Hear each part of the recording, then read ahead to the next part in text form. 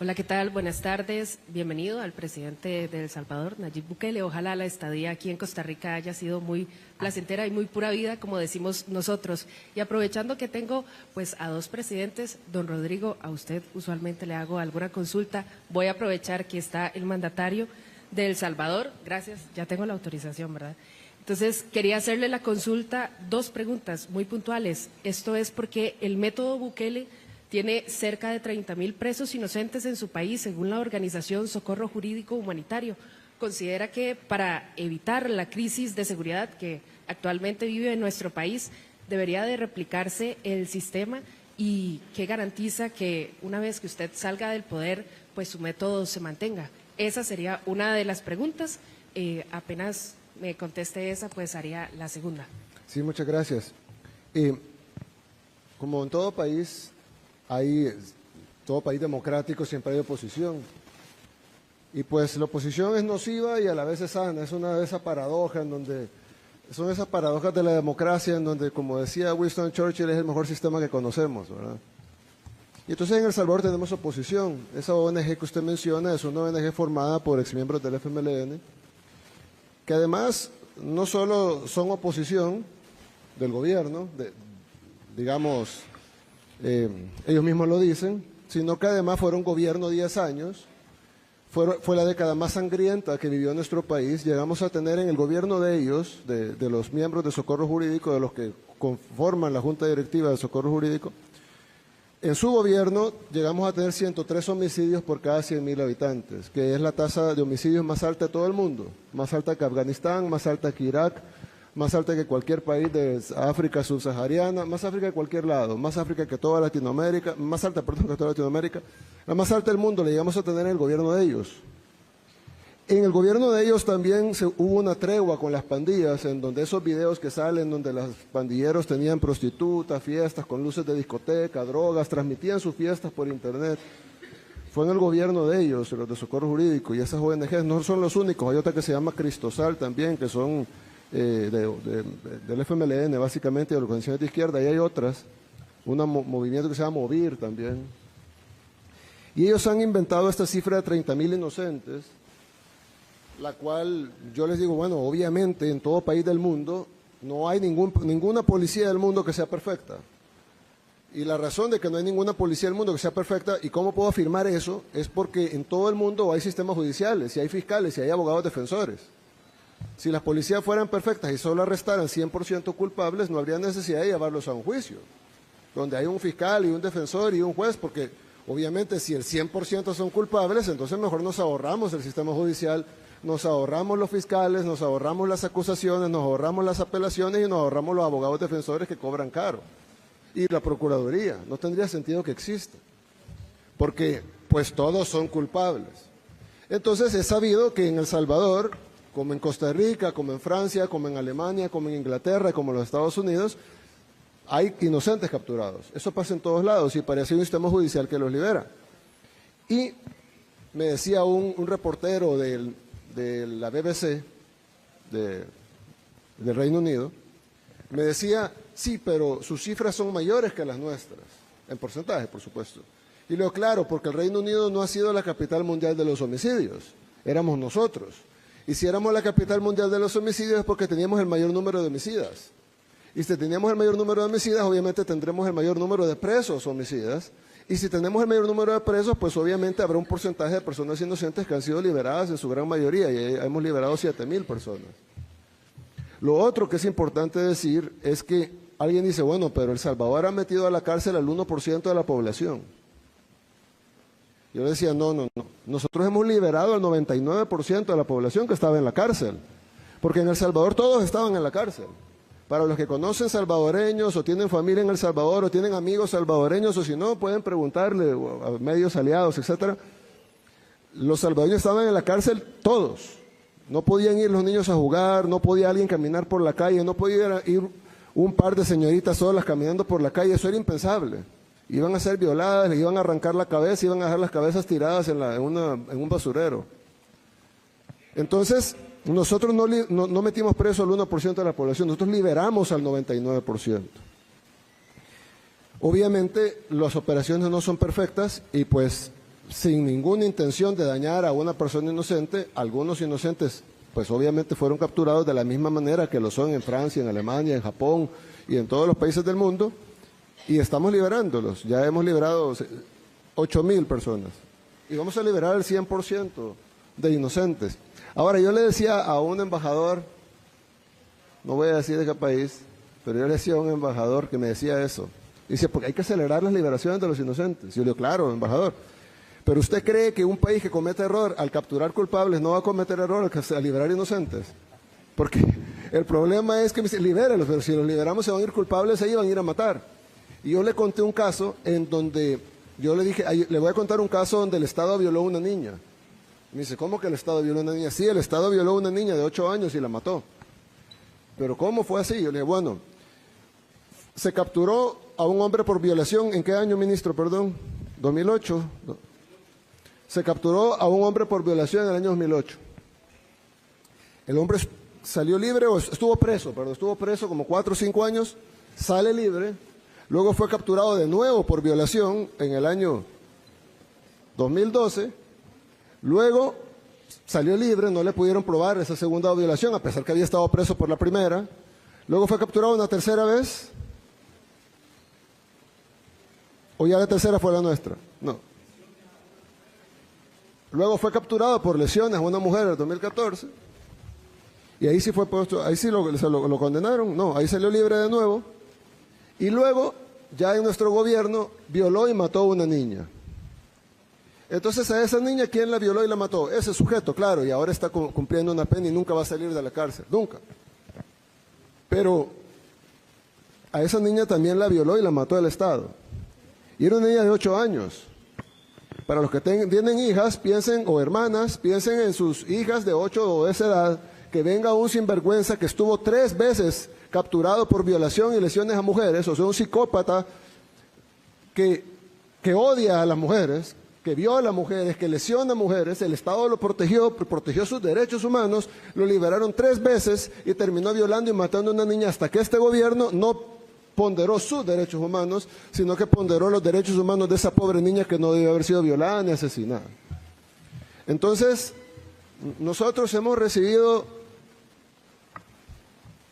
200 lecturas de moral de personas que no conocen lo que nosotros vivimos, que nunca nos dieron una solución que fuera factible. El Salvador probó de todo, la OEA incluso patrocinó una tregua completa, en donde el secretario general de la OEA, Insulza, llegó ahí a abrazarse con los pandilleros, los pandilleros les entregaron unas armas en gesto de buena voluntad. El secretario general de la OEA en ese tiempo, Miguel Insulza, recibió las armas de los pandilleros, llegaron incluso sacerdotes a bendecir la tregua, le lavaron los pies a los pandilleros para hacer, de una manera farisea, algo que parece cristiano, pero no lo es, porque estoy seguro que Dios no quiere que se violen niñas y que se asesinen niñas de 8 años.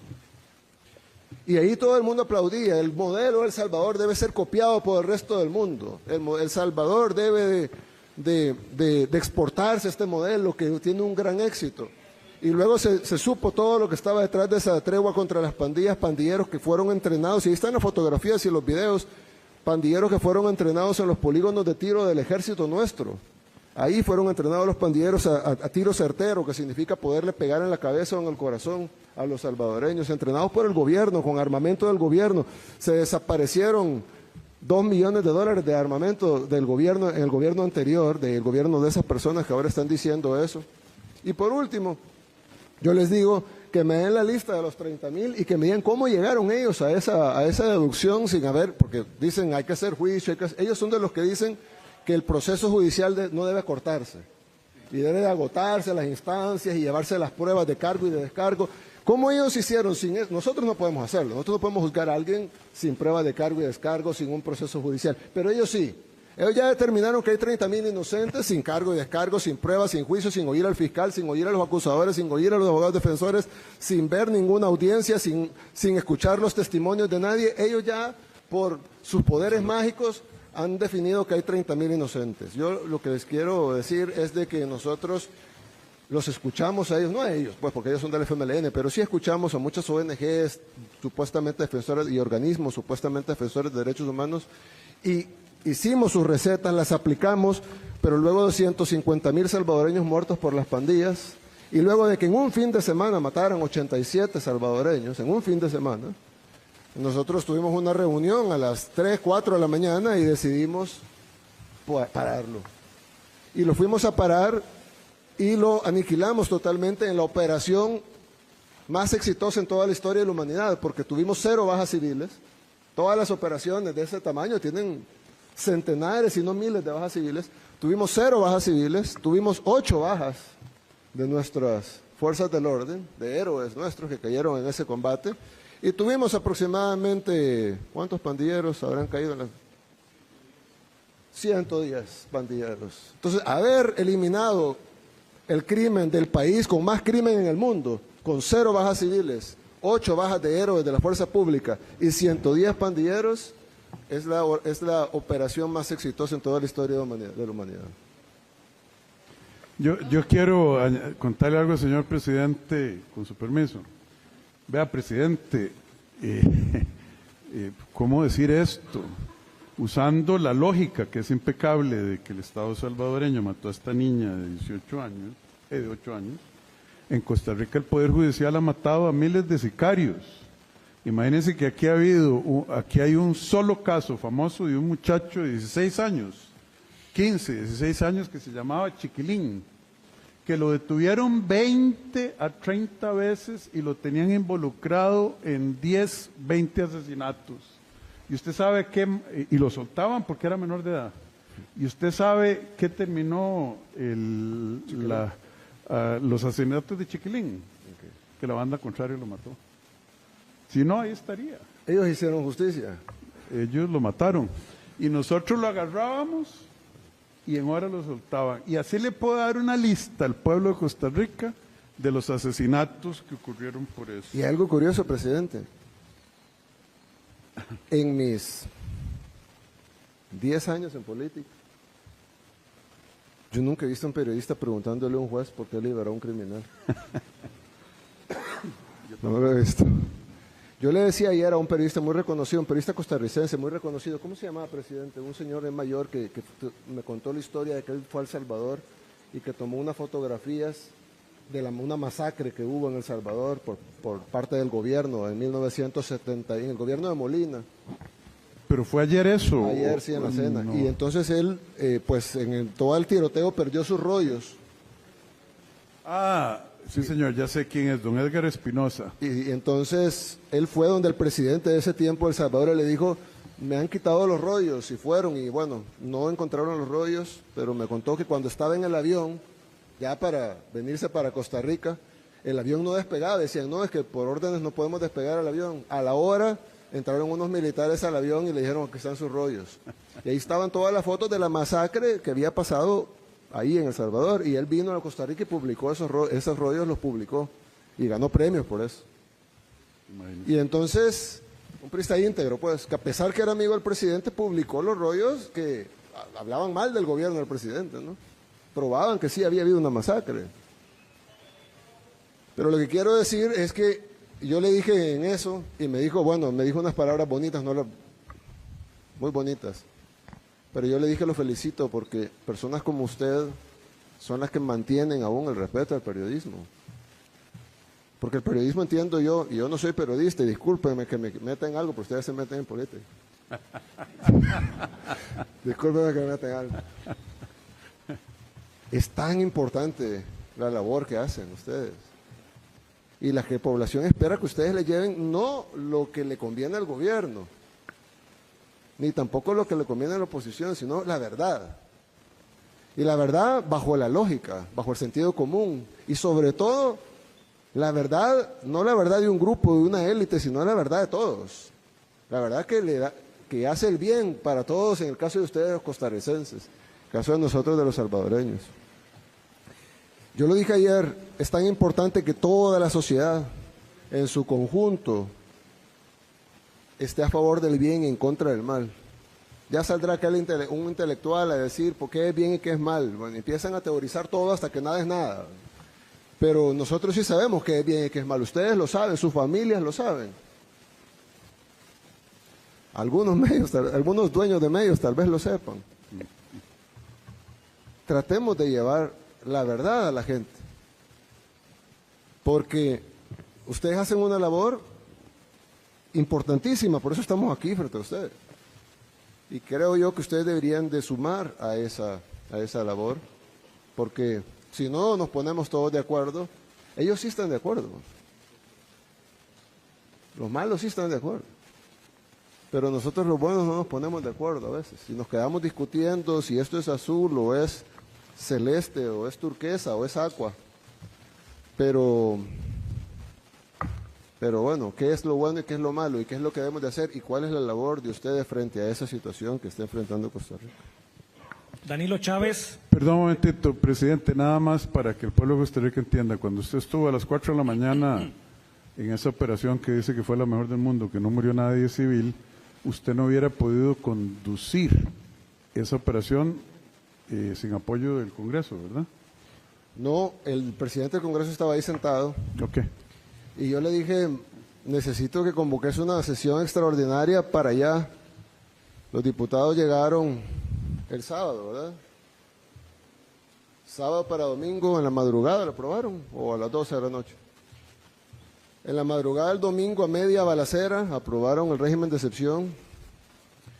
Y ese mismo momento salió la policía a atrapar a todos los pandilleros que ya los conocían. Ya sabían quiénes eran. Si la policía sabe quiénes son, la policía sabe dónde están. Lo que pasa es que no es que los policías no los quieran agarrar, es que no pueden, dicen la orden. Y cuando lo agarran y luego lo llevan, sale libre y le matan a la familia. Entonces, ¿quién va a querer? O sea, es decir, es difícil. Yo se lo he dicho una vez y le doy un mensaje a los policías de Costa Rica. Ustedes están en la posición más difícil del mundo. Todos los seres humanos corremos del peligro, todos. Y el que diga que no es mentiroso. Todos los seres humanos vemos peligro y salimos corriendo. ¿Quiénes no huyen del peligro? Bueno, en el caso de Costa Rica, bomberos y policías. Sí. Dígame otro. Tal vez, no sé, rescatistas. Son raros, pues, los que no huyen del peligro. Ellos no huyen del peligro, van al peligro. Escuchan la balacera y van a la balacera. Solo piensen eso, ¿no? Uno escucha una balacera y se va. Ellos van a la balacera. Y luego se tienen que enfrentar sin las herramientas legales para poderse enfrentar. Y si acaso logran agarrar 10 criminales arriesgando su vida, los llevan para que los liberen y luego esos 10 criminales van o dan la orden que vayan a asesinar a la familia de ellos. Y luego nadie los protege a ellos. Y si a alguno se le ocurre, porque el presidente me contó el caso de eso de que si mata al que mató a... Si luego se le ocurre ir y matar al que mató a su familia, van y lo meten preso a él. ¿Sí? Y ahí nadie sale y dice liberen a los inocentes. Al contrario, ahí presionan para que se lo refundan en la cárcel. Yo sinceramente creo que estas organizaciones no son malévolas, son satánicas. Porque hacerle eso a alguien que luchó, que iba a dar su vida por su gente y que luego perdió a miembros de su familia por eso y que luego simplemente se defendió a su familia y que sea acusado y condenado por el mismo sistema y el mismo pueblo que defendió. Yo creo que es importante que se le dé el lugar a la fuerza pública que merece y que además se le den las herramientas jurídicas y de protección que ellos tienen que tener para poder hacer su labor. No es fácil hacer esta labor. Aquí están los policías penitenciarios, por ejemplo. Es una labor difícil. ¿Quién quiere estar revisando, haciendo requisas a los delincuentes? ¿Quién se propone para hacer ese trabajo? Yo no. Ellos ahí están haciéndolo, todos los días. No pueden estar ni en el celular chateando porque no hay. Y luego no vaya a ser que pique la gallina a uno porque entonces a ellos les cae. Entonces, yo creo que uno debe ser agradecido. Agradezcamos a quienes nos protegen todos los días y démosles por lo menos, lo mínimo que les pudiéramos dar son las herramientas y las condiciones para poder hacer su trabajo y protegerlos a ellos y a sus familias, solamente. Continuamos con Danilo Chávez de La Reacción. Señor presidente Bukele, buenas tardes. Señor presidente Rodrigo Chávez, presidente de nuestro país. Estamos dándole cobertura a su visita, presidente Bukele, también para la agencia News on Demand de su país. Presidente, ayer le puse atención mucho al tema que usted decía, tanto en la tarde como en la noche, que para poder combatir el crimen organizado, las bandas, la criminalidad, había que cerrar fuerzas en torno al líder, al presidente que electoralmente fue electo en las urnas, como pasa en su país y en Costa Rica. Y que eso parecería, en lógica sencilla, es elemental. Hay que unirse porque es demasiado poderoso el crimen organizado, el narcotráfico, etcétera, etcétera. Presidente, pero ¿qué pasa cuando en un país hay poderes que difieren de las estrategias, difieren de los tiempos, de las formas, de los artículos, de cosas específicas de cómo de pronto un poder ejecutivo está queriendo combatir el narcotráfico? Inclusive los órganos de control que le quieren, pues hay cierto respeto a la constitucionalidad, que le dicen de esta forma no se puede hacer las cosas, como de pronto el poder ejecutivo quiere hacerla. Mi pregunta concreta es, ¿qué haría usted como gobernante, como presidente? ¿Ataca a esos poderes? ¿Les resta presupuesto? ¿Los ofende? ¿Los critica? ¿O bien negocia con ellos, consensúa con ellos, llega a acuerdos con ellos para entre las dos partes poder defender o atacar el mismo enemigo común que es el narcotráfico, la criminalidad, etcétera? Gracias. Bien, yo creo que hay una historia famosa de Cartago, pero no paraíso de Cartago, sino Cartago, la ciudad-estado, el imperio cartaginés. Y ellos empezaba un enemigo grande a crecer que se llamaba Roma.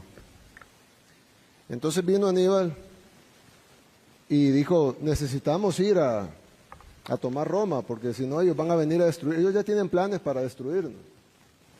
Y entonces logró armar un ejército y marcharon hacia Roma. Roma, la invencible, fue vencida varias veces por Aníbal, varias veces. Un excelente líder militar y logró vencer varias veces a los romanos. Llegaron a las puertas de Roma, pero obviamente tenían años ya en la campaña, los soldados ya estaban cansados, ya no tenían dinero, ya no tenían comida. Y entonces envió emisarios al parlamento cartaginés y llevaban unos sacos al parlamento. Cuando el parlamento en sesión los escuchó, sacaron los sacos y botaron lo que había dentro y cayeron miles de anillos de oro al suelo. Cada anillo de oro era de un general romano que había sido asesinado obviamente por el ejército cartaginés en las victorias que habían tenido camino a Roma. Y entonces dijeron, tenemos a Roma, estamos en las puertas de Roma y hemos vencido al ejército romano varias veces, pero necesitamos recursos, necesitamos más hombres, necesitamos alimentos. Así que necesitamos que este Senado nos apruebe esos recursos. Discutieron, esto es una historia, no es un cuento. Discutieron y decidieron que las formas no eran las correctas y que lo mejor era no financiar la expedición y que Aníbal debía regresar a Cartago. Aníbal regresó, Roma se dio cuenta de que debía acelerar lo que tenían planificado y luego Roma atacó y desapareció Cartago de la faz de la tierra. Le echaron sal a Cartago, esas son las guerras púnicas. Las guerras púnicas. Aníbal, Asdrúbal y Amílcar. Correcto. En la cultura del señor presidente salvadoreño. Y los romanos en la última guerra púnica arrasaron Cartago y le echaron sal para que no volviera a salir Para nada. que nunca volviera a saberse de Cartago. Hasta el siglo XX redescubrimos que no eran bárbaros como los llamaban los romanos, sino que era una civilización avanzada, más avanzada que Roma en ese tiempo, con gran comercio y con gran cultura. Yo creo que se puede discutir quién debe ser el líder. Eso es básico en cualquier democracia. Pero una vez electo, se le deben dar, así como a los policías, se le debe dar a ese líder las herramientas para poder combatir lo que tiene que combatir. Si es la inseguridad, si es la pobreza, si es la exclusión social, será la exclusión social, si es la vivienda, será la vivienda. Pero Lo que no se puede es pasar debatiendo infinitamente, las teorías son infinitas, cada quien puede salir con otra idea, cada quien puede salir con otra idea sobre esa idea, y ese debate estéril e infinito no va a llevar a nada más que a perder la batalla contra la criminalidad, así como Cartago la perdió contra Roma. Continuamos con Daniel Parra de State TV. Saludos, señor presidente Nayib Bukele. Bienvenido, le reitero la visita. Presidente don Nayib, ¿qué recomendaciones tiene para el señor presidente de la República, don Rodrigo Chávez, para el sistema penitenciario luego de esta visita histórica? Sabemos que está a 10 minutos de retirarse acá. Y por último, si me regalaría una fotografía con su persona. Con mucho gusto, con mucho gusto. Sí, bueno, ya algunas las mencioné. Creo que se necesita, es un régimen bastante permisivo, con eso de las visitas íntimas, no conyugales, sino íntimas. Ojo, conyugales no estamos hablando de moralidad, de que si está casado, no, la pareja, la novia, quien sea, ¿no? Pero tiene que haber alguna estabilidad ahí. No puede ser que vea una señorita diferente cada vez, ¿verdad? Entonces, ese tipo de cosas, esa permisibilidad, ese acceso al exterior que tienen. Por ejemplo, ellos tienen televisión. Yo no tengo nada en contra que tengan audiovisual. Nosotros no les ponemos. Pero se les pudiera poner partidos de fútbol, películas y ese tipo de cosas. Pero tener acceso a los noticieros, por ejemplo, les da a ellos conocimiento de lo que está pasando afuera. Ya no necesitan ni siquiera que los informen los que vienen, sino que ellos están plenamente informados todos los días. Entonces, hay una serie de cuestiones que sin infringir sus derechos, mucho, sino simplemente regulando los derechos, dicen porque hay algunos que plantean el control total del Estado, que estoy seguro que los costarricenses no quieren eso, y otros que plantean el libertinaje total, que estoy seguro que tampoco los costarricenses quieren eso. Entonces existe el concepto de libertad ordenada, en donde todos tenemos libertad, pero está ordenada de acuerdo a las reglas que la misma sociedad pone para el bienestar de todos en la sociedad. Entonces, un reo que tenga audiovisuales me parece bien, me parece justo para que tenga algún tipo de entretenimiento, pero ese entretenimiento debería estar limitado a películas, partidos de fútbol, etcétera, pero no, por ejemplo, a cosas informativas. Es algo muy sencillo, pero hace mucha diferencia. Entonces, creo que sería muy largo darles uno por uno todos los puntos que hablamos y que además vamos a poner en el reporte, pero sí creemos que debe de hacerse menos permisivo el sistema penitenciario y debe de hacerse más pensando en sí los derechos de los reos, que los tienen, son seres humanos, tienen derecho a pesar que han matado, violado, etcétera, tienen derechos, pero pensando más en los derechos de los que están afuera y el derecho a un país de tener seguridad. Gracias. Bien, y terminamos con David Quintana de Ticavisión. Muchas gracias. Ustedes me hicieron recordar la frase de Nerón: ¿acaso es más importante Roma que yo para que digan que es mi víctima? Genial, ¿verdad? Bien, señores presidentes, gracias. Al señor presidente Rodrigo Alberto de Jesús Chávez Robles le consulto. Sabemos que la medalla honorífica que le entregó al presidente Bukele es el motivo de su viaje, pero ¿por qué lo invitó? Me gusta ir más allá de eso, señor presidente. Y al presidente Nayib Bukele Ortiz, sí. Bueno, no sé si le puedo consultar. Ok, muchas gracias, muchas gracias. ¿Por qué lo invité? Yo creo que es obvio, claro, notorio, la contribución que Nayib Bukele Ortiz ha hecho en este viaje a Costa Rica. ¿Ve? Lo que se mira no se pregunta. Vino, nos ha dado mensajes